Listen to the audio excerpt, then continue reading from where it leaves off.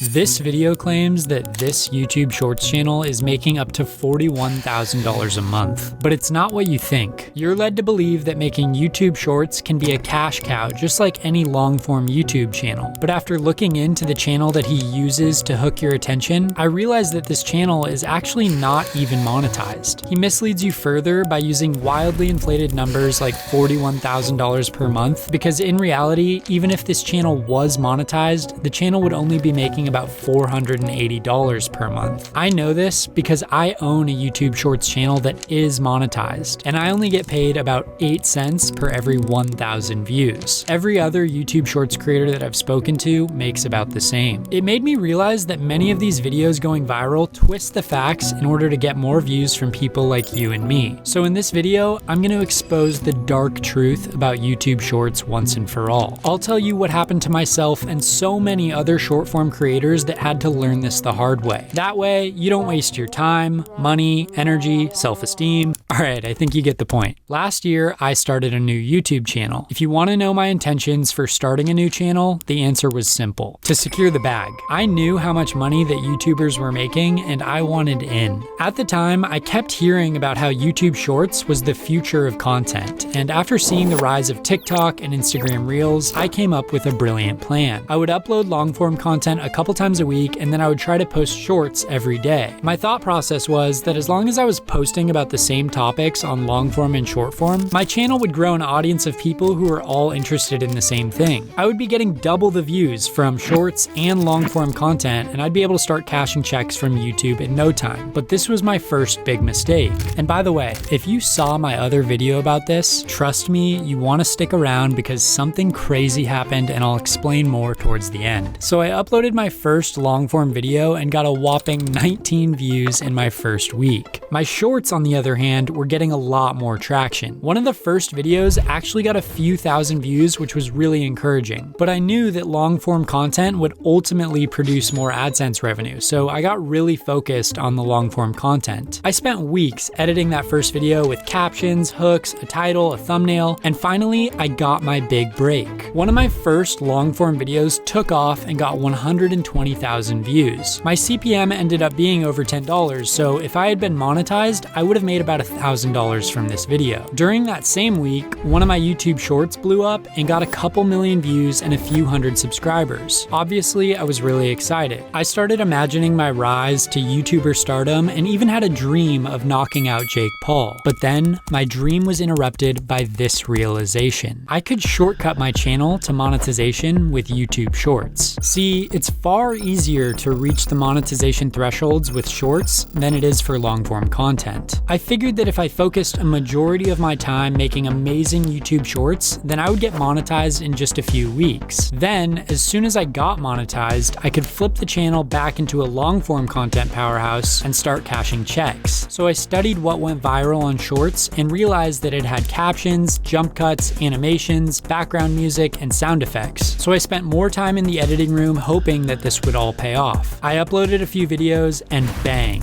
a couple more of my YouTube Shorts went crazy viral, and I got approved for monetization within just 60 days. My plan was working perfectly, and I thought that I was on my way to the YouTube Hall of Fame and escaping the rat race, but this is where things take a drastic turn. As soon as I was monetized, I started refocusing on long-form content again, and no matter what I tried, I couldn't get more than a few thousand views. It didn't make sense. My thumbnails were fine because my CTR was above 10%. I was writing quality scripts with good hooks. The music and editing were better than any other channels in my niche, but then I discovered one very important stat that was absolutely destroying me: average view duration. My AVD was terrible, and when I say terrible, I mean like 20% of the video. Like I said, I was putting genuine effort like I do into getting all of my online business ventures off the ground, but that was when I realized what the problem was. It actually had nothing to do with my content. The problem was my audience. The subs that came from my YouTube Shorts would end up only watching a few seconds of my long-form content. Even when I tried to make long-form content more engaging with captions, jump cuts, editing,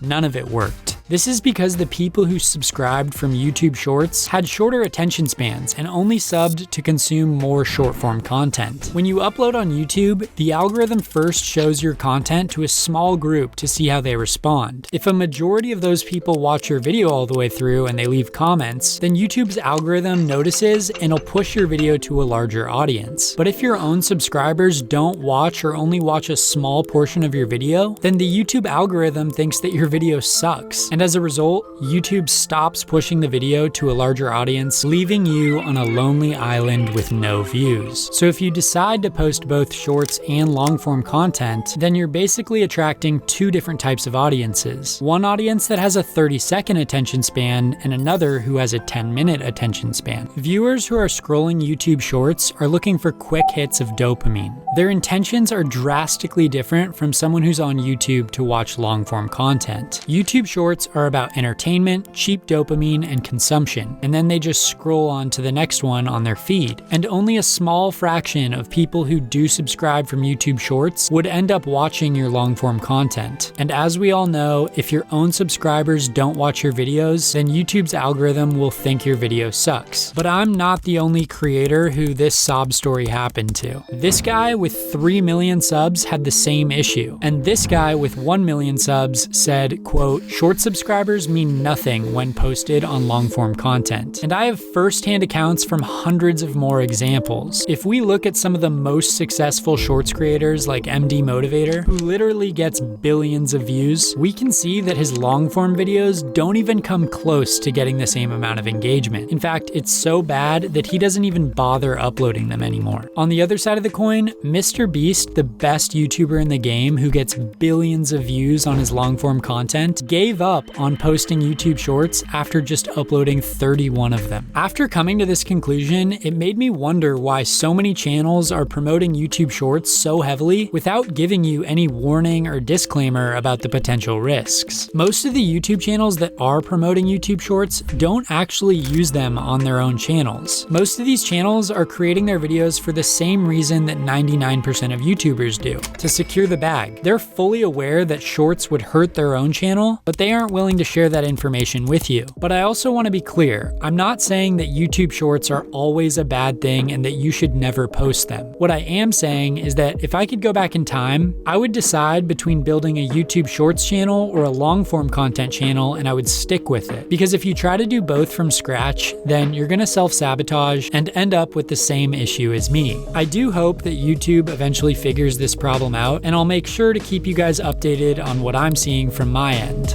The first time I made a video about this, it became my most viral video ever. But then this happened. Look at that flatline. That is so not normal for a long-form YouTube video. I reached out to YouTube support, but they assured me that nothing was wrong. So to me, it kind of felt like they didn't want this information out there. But today, I woke up ready for war and figured, screw it. Let's risk it all, because you guys deserve to know about stuff like this, and I wish I had known earlier. Also, for some niches who do already have an audience built from long-form content, YouTube Shorts can be a great way to stay in front of your audience on a daily basis. And for anyone who is considering starting a YouTube Shorts channel, they can be wildly profitable for the amount of time that they take to run. I've personally made thousands of dollars from my own YouTube Shorts channel, and I definitely don't want to discourage anyone from starting one if that's their goal. The only point that I'm trying to make here is that creators can get themselves into trouble when they try to mix shorts and long-form together. So hopefully this video has helped you become more aware of how all this works, because I wish someone would have shared this with me before I wasted a bunch of time.